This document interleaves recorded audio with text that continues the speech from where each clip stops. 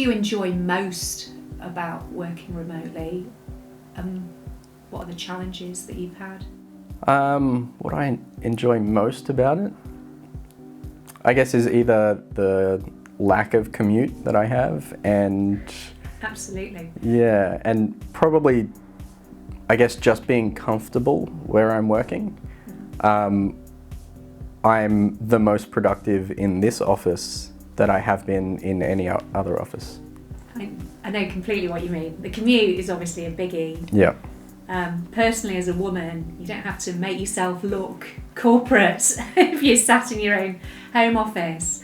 But as well, in an office, I'd find I'd spend a lot of time chitter-chattering by the water cooler. And at home, you don't get distracted so easily. You can just totally focus. Yeah, but that also brings up a different problem with distractions because you are just at home and you can go do whatever. And do you find that an issue or? Not personally. So this is my home office. Yes. And it is dedicated to work. Yeah. There's a few toys and stuff around, but other than that, it's yeah. Other than that, it is a work zone. Yeah, I think you definitely need that separation between work and life if it's just closing the door. Yeah. Because you don't want to be distracted, but also there needs to be a cut-off point where you have a life. You don't want to be working 24/7 because it's obviously not good for you. Yeah, exactly.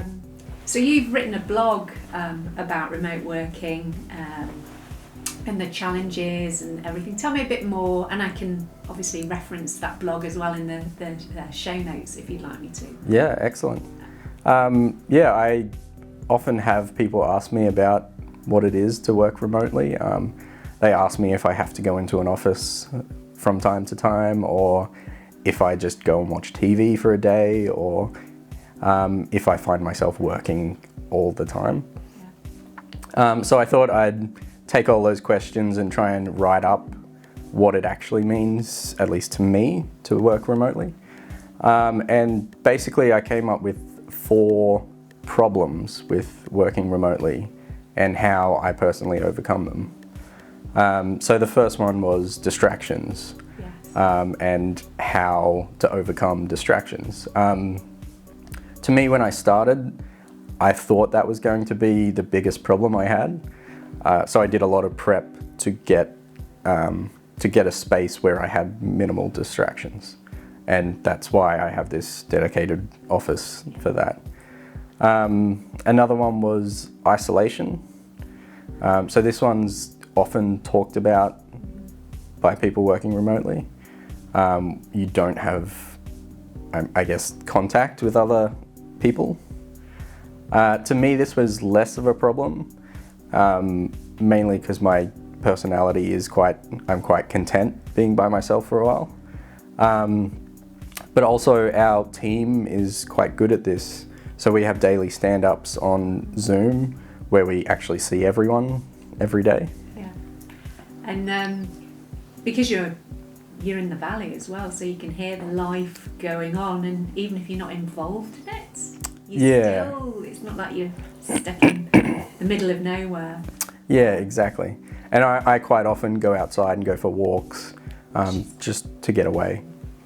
And I think you mentioned as well when I caught up with you this morning that you'd done probably about 3 meetings already, stand-ups and another meeting, Yeah. I think an interview for a new member of the team. Yeah, so we're quite often on calls with each other, talking things out. We also use Slack for communication, but every now and then we just need to talk something out and text just doesn't work. So we just jump on a video call. Because it could get miscommunicated as well. Yeah, exactly. Yeah. So you've got distractions, isolation, and what were the other 2 main challenges? Another one is cabin fever. Mm-hmm. So before I moved to New Zealand, I did a bit of working remotely for them. Mm-hmm. And I actually found myself getting a bit of cabin fever. So I would just walk up and down the hallway aimlessly for a little bit and I needed to get out and do something. That was obviously in a company that wasn't set up to be working remotely. So it was kind of a bad experience of that. Yeah. So when I started this time, I tried to see if I could get rid of that. But yeah, because of the way we work and how close I am to the city, I just go outside every day. I go for a walk to get coffee, go for a walk when I'm finished work. Absolutely. And it's so lively around here, but you need to get out and have the sunshine and Yeah. see people and Yeah, exactly. and not just talk about work as well. So, and what was number 4? So the last one is work-life balance. Yeah. So this one is super important. In the past, I've tended to been burnt out by a couple of jobs, just because I'm somewhat of a workaholic and I just love doing work and being there for everything. So to combat this one, I found that it's very important to break up the day.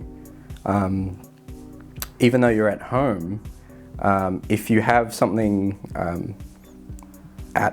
at your finish time, to actually break up the day. So for me, I go outside and go for a walk at the end of the day. Yeah.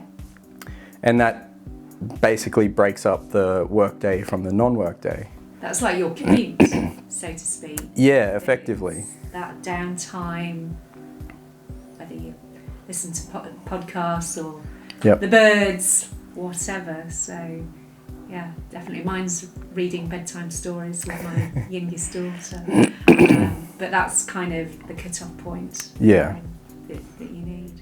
I mean, there's a few times where I do jump on work again after that point, but most of the time that's kind of how I set my work day. Excellent.